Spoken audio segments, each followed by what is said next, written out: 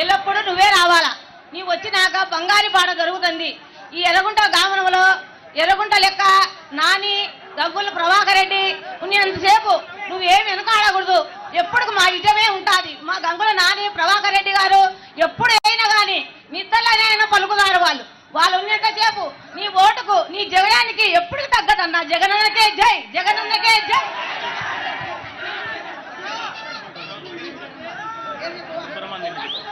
నా పేరు నారాయణ. నా పేరు ఎర్రగుండ్ల ఎర్రంక సుబ్బమ్మ, అందరు గుండమ్మ అంటారు.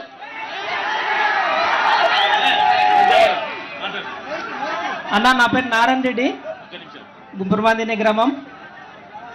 నిజంగా ఈ యొక్క గ్రామానికి రావడం చాలా అదృష్టం అన్న, చాలా సంతోషం. ఇలాంటి కుగ్రామానికి కూడా మీరు రావడం, మీరు వస్తారని కూడా మేము ఎప్పుడు అనుకోలేదు.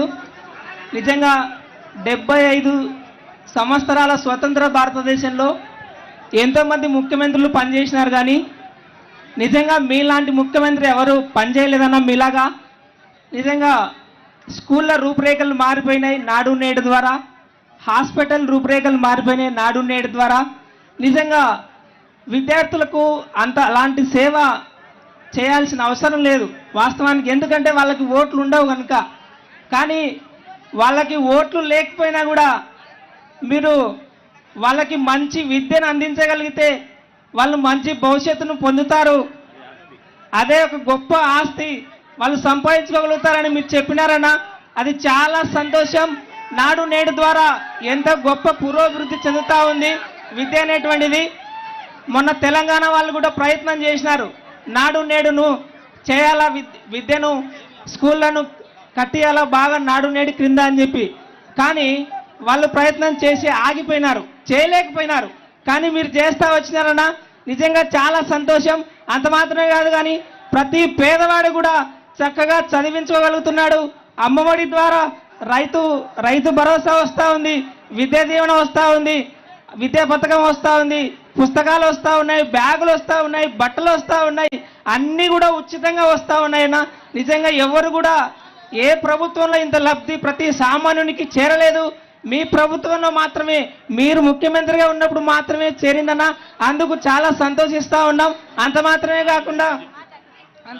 కాకుండా ఏ రాష్ట్రంలో కూడా బీజేపీ ఎమ్మెల్యే కానీ కాంగ్రెస్ ఎమ్మెల్యే కానీ ఉంటారు ప్రతి చోట కూడా. మన రాష్ట్రంలో ఖచ్చితంగా బీజేపీ ఎమ్మెల్యే లేనే లేడు, కాంగ్రెస్ ఎమ్మెల్యే లేనే లేడు. అందుకు కారణం మీ చైత్రయాత్ర కొనసాగుతూనే ఉంది. కేవలం వైసీపీ వాళ్ళు మాత్రమే ఉంటా ఉన్నారు. నిజంగా శత్రువుని సైతం ప్రేమించగలుగుతా ఉన్నారు సార్ మీరు. మనకు ఓటేసినా ఏకపోయినా పర్వాలేదు, వాళ్ళకు లబ్ధి చేకూరాలా, వాళ్ళకు అర్హత ఉంటే చాలు, వాళ్ళకు పథకం చేరాలా అనే వాలంటీర్ సిస్టమ్ పెట్టి నిజంగా ప్రతి ఒక్క పేపర్ కూడా, ప్రతి ఒక్క అప్లికేషన్ కూడా వాళ్ళ ద్వారా పెట్టించగలిగి ప్రతి లబ్ధి చేకూరుతా ఉంది.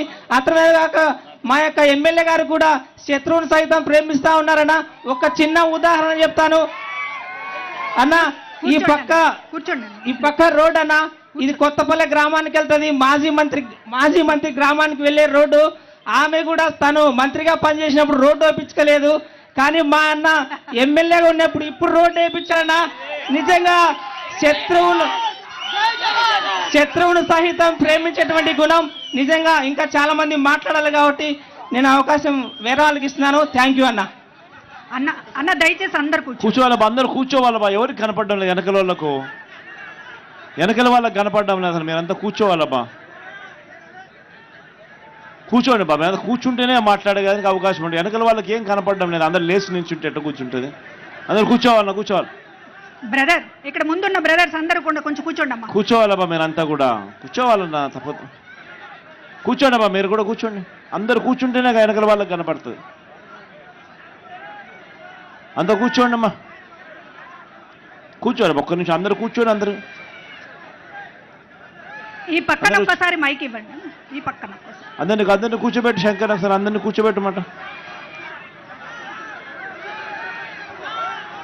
దానికి ఎవరైనా మాట్లాడాలంటే ఎవరైనా ఉంటే ఇంకా లాస్ట్ 2-3 మాట్లాడించండి అమ్మా. ఎవరైనా ఉంటే ఈ ఊరిలో మాత్రమే ఎవరైనా మాట్లాడాలి కూడా వాళ్ళ అక్క చెల్లెమ్మలు ఏమైనా మాట్లాడాలి ఏమంటే చూసుకోండి సార్, వాళ్ళకి ఇవ్వండి.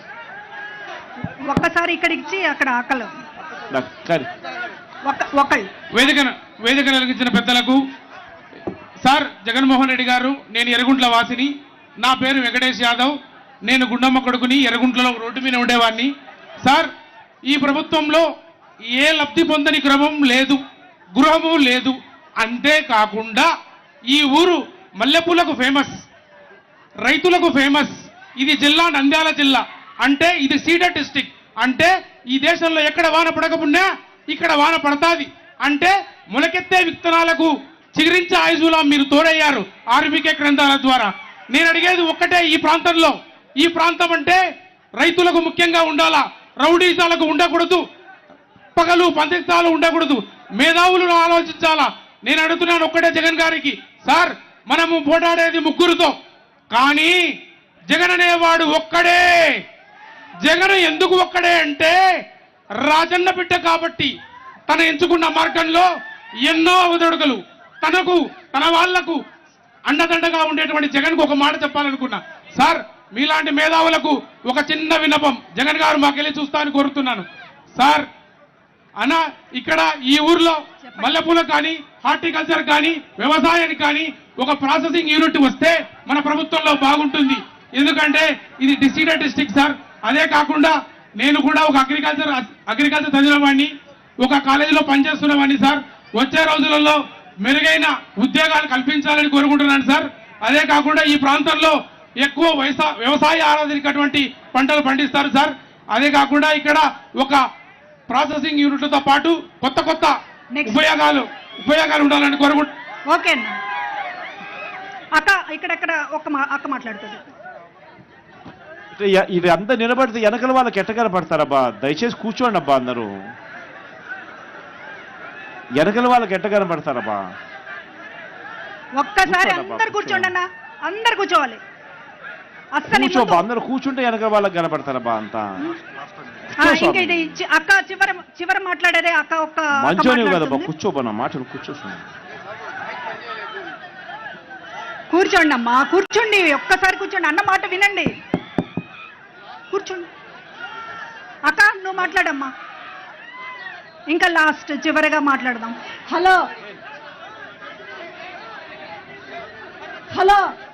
చెప్పండి అమ్మా. అక్క పేరు చెప్పి మాట్లాడండి. అక్క చెప్పక్క, మాట్లాడక్క. హలో, నావి సావిత్రి. నాకు ఏందో నీరో సర్జరీ జరిగిందని 12 లక్షలు డబ్బులు ఖర్చు అయినాయి. నాకు నాని అన్న 3 లక్షలు డబ్బులు ఇచ్చినాడు. వాళ్ళు మీకు ఇద్దరికి ధన్యవాదాలు. నాకు అంతగారికి మాట్లాడలేను. Okay, thank you. ఇంకా వద్దులే సార్, ఎర్రగుండ్ల గ్రామం సార్ మాది. మా అక్కకి న్యూరో సర్జన్ ఒక 6 నెలల కిందట ఆపరేషన్ చేశారు సార్. ఇది ఎమ్మెల్యే సారు కొద్దిగా మూవ్ చేసుకొని ఫైల్ని కొద్దిగా ఆళ్ళగడ్డ సీఎంఆర్ఎఫ్ రిలీఫ్ కింద పంపారు. మాది ఎర్రగుండ్ల గ్రామమే సార్. మొన్న రీసెంట్గా కూడా సార్ వాళ్ళు ఒక సీఎంఆర్ఎఫ్ కింద 3 లక్షలు చెక్ కూడా ఇచ్చారు సార్. అక్కకి కర్నూలు జిల్లా అమిలి హాస్పిటల్లో న్యూరో సర్జన్ చేశారు సార్. 11 లక్షలు ఆపరేషన్కి అయింది సార్. ఈ మధ్య అక్కడ మన ఆరోగ్యశ్రీ వర్తించని చెప్పింటే అమిలి హాస్పిటల్లో నేను ఏం చేశానంటే సీఎంఆర్ వాళ్ళ కింద అన్ని ఫైల్స్ అలా తీసుకొచ్చుకొని మన ఎమ్మెల్యే సార్ గారికి అక్కడికి వచ్చాను. సార్ ఎమ్మెల్యే సైన్ చేసేసి అది సీఎంఆర్ఎఫ్ రిలీఫ్ కిందకి పంపారు సార్. రీసెంట్గానే నాకు ఈ మధ్య కాలంలో అంతే ఒక 1 వీక్ బ్యాక్ క్రితమే సార్ వాళ్ళు కూడా చెక్ ప్రొవైడ్ చేశారు. 3 lakhs కూడా వచ్చింది సార్. అందుకే ఈ విషయాన్ని సభాముఖంగా మీ ముందర తెలియజేసుకుందామని ఈ మైక్ తీసుకోవాల్సి వచ్చింది సార్.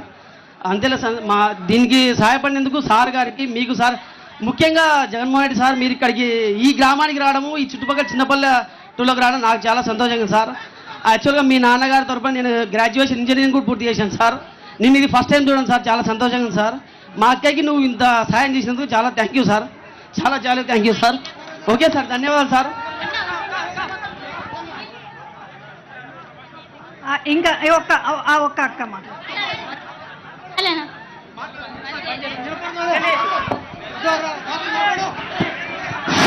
అన్న కూర్చోవాలి, అన్న అందరు కూర్చోవాలి, దయచేసి కూర్చోండి ప్లీజ్. మాట్లాడన్నా, మాట్లాడి పేరు చెప్పి మాట్లాడు తొందరగా.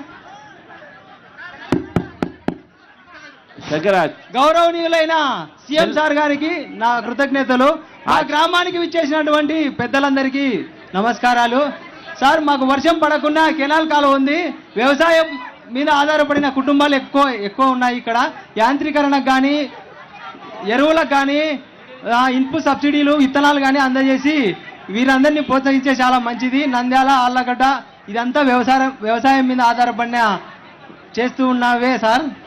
వీళ్ళకందరికీ యాంత్రీకరణ, అదే తర్వాత వ్యవసాయ రుణాలు ఇప్పుడు కొన్ని రుణమాఫీ కింద ఏదైనా చేసే అవకాశం ఉంటే రైతులందరూ బాగుపడతారు సార్.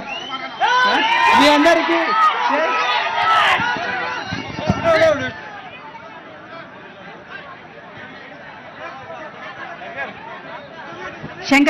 శంకర్ బ్రదర్.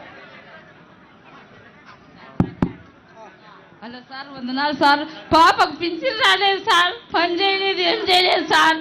అవి అమ్మాయి కన్ను కూడా కనపడదు సార్. ఎలా బతకాల సార్ అమ్మాయి? మీరు సహాయం చేస్తారని సార్, మాకు జగనన్న ఉండాలని సహాయం చేయండి సార్. ఎట్లా బతకాల సార్ ఆ పాప? కృష్ణమోహన్ దగ్గర పిలుచుకోమని సార్, విషయం కనుక్కోమని. విషయం కనుక్కుందాం తల్లి, ఏమైందని కనుక్కుందాం. విషయం ఇట్లా విషయం చెప్తారు.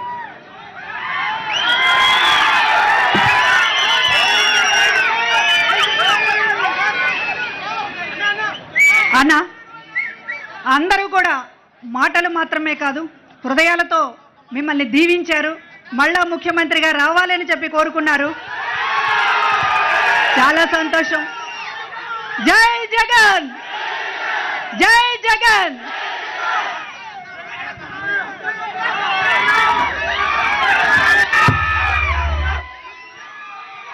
మీ అందరి ప్రేమానురాగాలకు, ఆప్యాయతలకు పేరు పేరున హృదయపూర్వకంగా కృతజ్ఞత తెలుపుకుంటా ఉన్నాను. వీలైనంత ఎక్కువ మందితో మాట్లాడించే ప్రయత్నం చేశాం.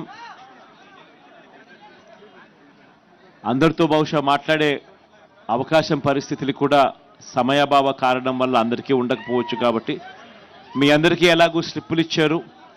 ఆ స్లిప్పులో మీరు ఏదైనా సలహాలు ఇవ్వాలనుకునేటివి ఆ బాక్స్లో వేస్తే అవి ఎట్టాగూ నా దగ్గరకు వస్తాయి. దాంట్లో మనం ఏదైనా సలహా తీసుకుని ఉన్న వ్యవస్థను ఇంకా అంత బాగుపరిచే కార్యక్రమంలో భాగంగా ఇంకా ఏమైనా బెటర్గా చేయగలిగే అవకాశాలు, పరిస్థితులు ఏదైనా ఉంటే ఖచ్చితంగా చేసేందుకు మీ సలహాలు, మీ సూచనలు ఉపయోగపెట్టుకుంటాను అని కూడా మీ అందరితో కూడా మరొకసారి తెలియజేస్తూ, మీరు వచ్చి మీ సలహాలు, మీ సూచనలు ఇస్తూ ఈ కార్యక్రమంలో పాలుపంచుకున్నందుకు ఈ గ్రామవాసులందరికీ కూడా మనస్ఫూర్తిగా, హృదయపూర్వకంగా పేరు పేరున మరొక్కసారి కృతజ్ఞతలు తెలుపుకుంటూ సెలవు తీసుకుంటాను.